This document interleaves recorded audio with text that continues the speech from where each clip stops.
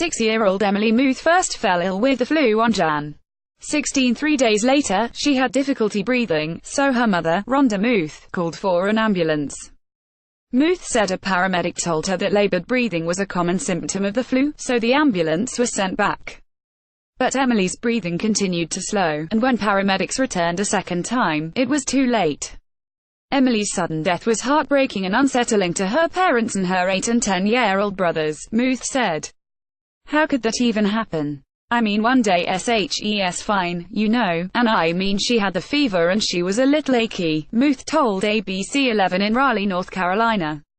Other than that, I mean, she had the runny nose and cough like typical, you know, and then SHES gone. It's horrible. I don't wish this on anybody. Emily, of Cary, North Carolina, is among at least 30 children across the country who have died of the flu during a nasty season that's caused a rapid increase in the number of older people and children being hospitalized, according to the Centers for Disease Control and Prevention. Though the flu season typically peaks in February, the outbreak is already one of the worst on record, as the flu has touched every U.S. state, with 32 states reporting severe flu activity. Physicians are insisting people get their flu shots, as 85% of the children who died were probably not vaccinated, CDC Director Brenda Fitzgerald told Reuters. While the flu vaccine does not guarantee no illness, experts say data suggests the vaccinations make the flu milder.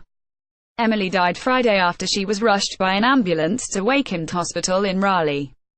She had tested positive for the flu 3 days before at an urgent care center in Cary, according to ABC 11.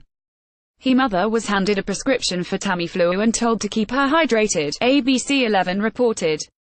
The fever appeared to normalize Thursday, but on Friday, Emily began having difficulty breathing. Her mother called an ambulance and said a paramedic told her the labored breathing was a common symptom of the flu. Emily's breathing worsened a few hours later, and when her mother called paramedics a second time, they couldn't save her daughter, she told ABC 11. Wakefield Hospital, Rhonda Muth and her husband, Nathan Muth, could not be immediately reached for comment. While young, healthy people have died of the flu, those most at risk are the elderly and young children. A 10-year-old boy in New Canaan, Con, whose mother said was healthy as an ox, died after he was rushed to a New York hospital. The mother of a 12-year-old girl in Visalia, Kalof, who died of a bacterial infection that entered her blood, claims that doctors, overwhelmed by the rise in flu cases, misdiagnosed her daughter with the flu. As the Washington Post's Lena Sun reported, a particular concern for health experts is the sharp increase in people hospitalized with laboratory-confirmed cases. Nearly 6,500 people were hospitalized since the season began October 1, and the overall hospitalization rate for the week ending January 6, 22.7 per 100,000, was almost double that of the previous week. 7 children died in just the first week of January. According to Sun, the main culprit for this harsh flu season is the predominant strain, H3N2, which causes the worst outbreaks of the 2 influenza A viruses and 2 types of influenza B viruses circulating. Seasons where H3N2 dominates typically result in the most complications, especially for the very young, the elderly and people with certain chronic health conditions, experts say. Even though flu activity has probably peaked, the forecast for next 3 months is grim.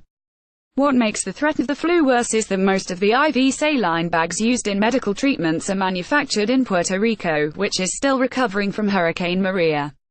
Hospitals flooded with flu patients are quickly running low on saline, leading medical staff to rely on lengthy and potentially dangerous treatments of patients. Emily was not vaccinated, although her parents told ABC 11 that they plan to vaccinate their 2 sons.